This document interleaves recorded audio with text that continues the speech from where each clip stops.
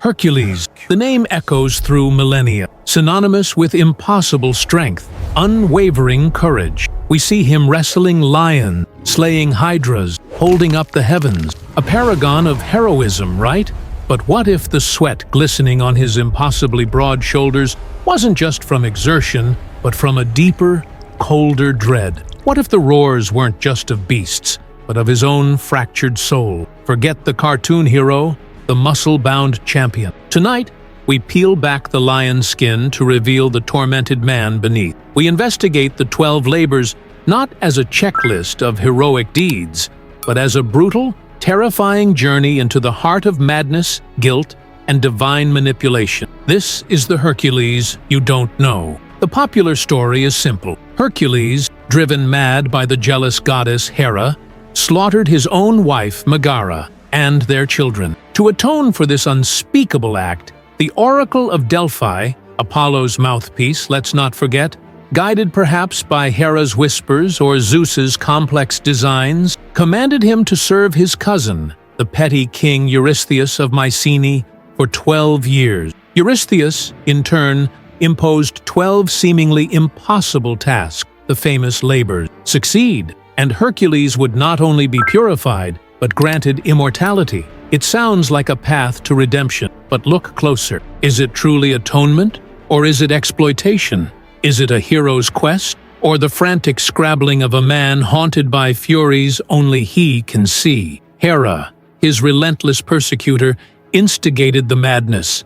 Zeus, his father, allowed it, perhaps even orchestrated it as part of some grand, callous, celestial game. Eurystheus, the man Heracles despised, held his fate in his hands, a pawn in Hera's vendetta against Zeus's infidelity. The labors, then, become something far more complex than monster slaying. They are a crucible designed by hostile gods, a gauntlet thrown down not just to test his strength, but perhaps to break him utterly. Following the insights of scholars like Robert Graves, who looked beyond the surface narrative to the rituals and historical shifts embedded in myth, we can reinterpret these labors. They become symbolic trials, external battles reflecting an internal war against grief, rage, bestial urges, and the crushing weight of divine injustice. This isn't just about physical prowess, it's about the psychological toll of being a demigod pawn in a game he never asked to play. The first labors plunge Hercules into confrontations with raw,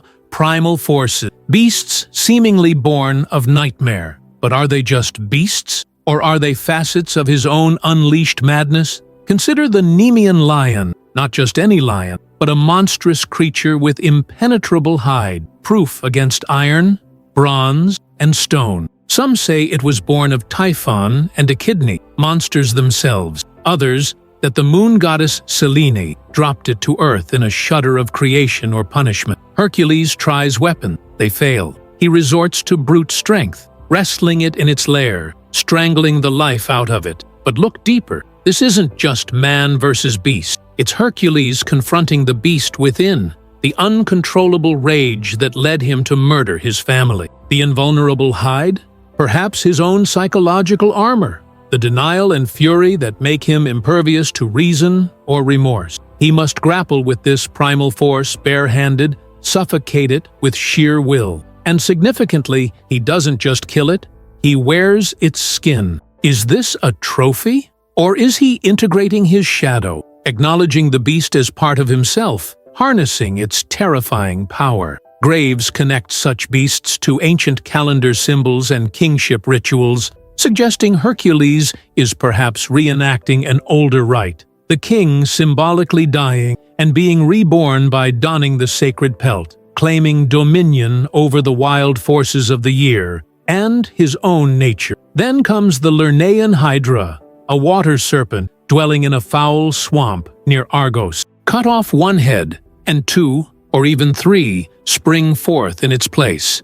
One head is immortal, indestructible. It's a terrifying image of overwhelming, self-regenerating chaos, futility embodied. Trying to club it into submission only makes it stronger, multiplies the problem. Is this a literal monster, or a metaphor for tackling deep-seated trauma, addiction, or guilt? Problems that, when confronted with brute force or simplistic solutions, only seem to worsen and proliferate. Graves points out interpretations where the Hydra represents a college of 50 priestesses, or even a sacred cuttlefish, hinting at organized opposition or a creature far stranger than a simple snake. The intervention of Iolaus, Hercules' nephew, becomes crucial. He brings fire, cauterizing the stumps, preventing regeneration. This isn't just help, it's a change in tactic. It suggests that confronting such deep-rooted issues requires not just strength, but insight, external support, a new approach that sears the problem at its root, preventing its recurrence. And the final act, dipping his arrows in the Hydra's poisonous gall. He transforms the very essence of the affliction, the poison that plagued him, into a potent weapon, ensuring that the pain he inflicts or heals henceforth carries the weight of his own suffering. Contrast this brutality with the Cyrenaean hind, a creature sacred to Artemis, with golden antlers, though female deer usually have none, and brazen hooves. Eurystheus demands it captured alive and unharmed. This task requires not overwhelming force, but relentless patience. Hercules pursues the hind for a full year, across Greece, through Arcadia, even to the mythical land of the Hyperborean. This pursuit seems less like a hunt and more like a pilgrimage. Graves connects the Hyperboreans with wisdom and Apollo's origins. Is Hercules chasing not just an animal, but elusive wisdom, purity, or perhaps a connection to the sacred feminine represented by Artemis? The hind is swift, delicate, almost untouchable. He cannot simply crush it. He must understand it, follow its path, anticipate its movements. The eventual capture is telling. An arrow pins its forelegs without drawing blood. He subdues it gently, integrating this wild, sacred element rather than destroying it. When Artemis confronts him, he blames Eurystheus, a rare moment of shifting responsibility perhaps, or a tacit acknowledgement that this relentless pursuit wasn't entirely his own desire. He brings the creature back, alive, demonstrating not just power, but control and reverence. The next set of labors seems to pit Hercules against forces that disrupt order. Monstrous beasts, yes, but also symbols of societal breakdown or overwhelming corruption. He becomes an agent, however unwilling, of imposing a certain kind of order. The Erymanthian boar represents untamed, destructive aggression. It ravages the countryside around Mount Erymanthus. Boars, as Graves notes, were often associated with Ares, or the king's rival, the Tannis, the embodiment of destructive conflict. Hercules doesn't just kill it, he must capture it alive. The method is ingenious. He drives it from its thicket with shouts, chases it into deep snow, and then leaps upon it. He uses the environment, intelligent, not just muscle, to trap raw fury. Bringing this beast back alive to Mycenae, carrying it on his shoulders, is a powerful image. Hercules literally bearing the burden of wild aggression, presenting it subdued but untamed to the architect of his trials, Eurystheus, who cowers in his bronze jar. Significantly, this labor is intertwined with the tragic battle against the centaurs. While hosted by the civilized centaur Pholus, Heracles insists on opening their communal wine jar. The scent drives the other centaurs wild, leading to a brutal conflict where Heracles, using his poisoned arrows, inadvertently kills both the wise Chiron and his host Pholus. This episode underscores Hercules' tragedy. Even when trying to be sociable, his immense power, his divine gift, like the wine left by Dionysus, or his poisoned arrow, bring disaster. He confronts the boar, the external symbol of aggression, but simultaneously unleashes chaos among the centaurs, blurring the line between man and beast, civilization and savage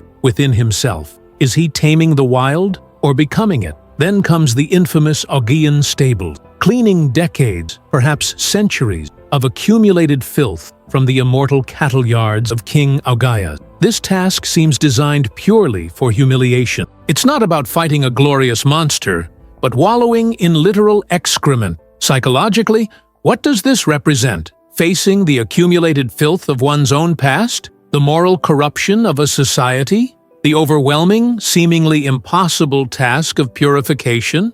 Hercules' solution is, again, ingenious, not merely strong. He diverts 2 rivers, Alpheus and Peneus, washing the stables clean in a single day. He uses nature's power to achieve what brute force could not. Graves suggests the original myth might have involved irrigation rather than cleaning, but the symbolic weight of purification remains potent. Yet, this labor ends in betrayal. Augeas refuses the promised reward, and his own son Phyleus, who witnessed the agreement, is exiled for siding with Hercules. It's a bitter lesson. Even when the task is completed, justice and honor are not guaranteed, especially when dealing with petty tyrants. The Stymphalian birds present a different kind of chaos. Not a single beast, but a swarm. Man-eating birds with brazen beaks, claws, and wings, flocking in a dense marsh. They kill by showering brazen feathers and dropping poisonous excrement. Are these literal birds? Or, as Graves suggests, symbols of fever demons, draining life from the swampy land? Perhaps they represent pervasive negative thoughts, anxiety, or societal ills, problems that attack indirectly, poison the environment, and seem too numerous to fight individually. Hercules finds his arrows ineffective against the sheer number. The marsh itself is treacherous, neither solid nor liquid. Again, divine intervention is needed. Athene provides brazen castanets, forged by Hephaestus. The noise, the clatter, drives the birds into the air, allowing Hercules to shoot them down or frighten them away permanently. This suggests that some problems aren't solved by direct confrontation, but by changing the atmosphere using sound, art, or perhaps ritual. Graves notes rattles were used to expel demons, to disrupt the pattern and make the pests vulnerable or drive them out. The later labors take Hercules beyond the familiar world, pushing him across the boundaries between nations, between the natural and supernatural, and ultimately between life and death. The Cretan bull brings him face to face with the consequences of divine meddling and broken vows. Whether this is the bull that carried Europe or the one Pasiphae tragically desired, it represents divine power gone wild, a sacred force turned destructive, ravaging Crete. Minos, the king, offers help, but Hercules captures it alone. This isn't just about subduing a beast. It's about confronting the sacred gone wrong, the dark side of divine passion and royal obligation. He wrestles with this fire-breathing symbol of uncontrolled fertility and power. Bringing it back to Eurystheus is almost an act of defiance. Here is the chaos your divine games unleash. Eurystheus, unable to handle it, dedicates it to Hera, who also rejects it. The bull then rampages through Greece until Theseus finally kills it at Marathon. It shows that even when a labor is completed, the forces unleashed cannot always be easily contained. The problem is merely moved elsewhere. Perhaps the most symbolic quest is for the apples of the Hesperides. This 11th labor in Apollodorus' sequence takes him to the world's edge, to a sacred garden where golden apples grant immortality, guarded by nymphs and the 100-headed dragon Ladon. This is a journey into the mystical unknown. It's not about strength. He doesn't fight Ladon directly in the most common version. Instead, he needs wisdom and divine guidance. He consults Nereus, the shape-shifting old man of the sea, forcing knowledge from him. He frees Prometheus, the benefactor of mankind, from his torment in the Caucasus, perhaps gaining crucial advice or simply performing an act of compassion that aligns him with wisdom. Finally, he tricks the Titan Atlas into fetching the apples for him by offering to temporarily shoulder the burden of the heaven. This labor is rich with meaning. The apples, as Graves points out, are often passports to paradise or symbols of divine knowledge. Hercules seeks immortality, the ultimate prize, yet he obtains it through trickery and relies on the strength of another, Atlas. He holds the cosmos on his shoulder, a metaphor for immense responsibility or suffering, but only briefly. And crucially, upon returning, the apples cannot remain in the mortal world. Eurystheus gives them back, Heracles gives them to Athene, and she returns them to the garden. Immortality, true divine knowledge, cannot be permanently stolen or possessed by mortals, even one as mighty as Hercules. It belongs to the gods, to the mystical realm beyond human reach. The final 12th labor is the most terrifying, the capture of Cerberus. Hercules must descend into Tartarus itself, the land of the dead, and bring back the 3-headed or 50-headed hound that guards its gates. This is the ultimate boundary crossing, the hero confronting not just monsters, but death itself. Beforehand, he seeks initiation into the Eleusinian mysteries, perhaps seeking spiritual protection or knowledge of the path of souls. Guided by Athene and Hermes, he faces the horrors of the underworld, the ghosts of the dead, the terrifying ferryman Charon, who ferries him across, awed by his scowl, the tormented figures of his own friends and enemies, like Theseus and Peritos. Hades permits him to take Cerberus, provided he uses no weapon, only his bare hands and lion skin. He must wrestle Death's guardian through sheer strength and will. Dragging the monstrous dog, slavering poison from which aconite springs, up into the world of light is a profound act. It symbolizes mastery over the fear of death, confronting the abyss and returning. Graves suggests this labor, like the 10th, Geryon's cattle, is a version of harrowing hell, a king's ritual descent and return. By bringing Cerberus back, Heracles demonstrates that he has faced the ultimate terror and survived. Yet, the task completed, Cerberus is returned to Hades. Death cannot be permanently conquered, only confronted and, perhaps, understood. His rescue of Theseus during this descent also suggests that facing one's own mortality can empower one to liberate others trapped in their own underworlds. 12 labors, 12 impossible tasks, imposed by gods and petty kings, completed through a combination of brute strength, cunning, divine aid, and sheer endurance. Hercules stands purified, his debt paid, immortality seemingly secured. He has faced external monsters and,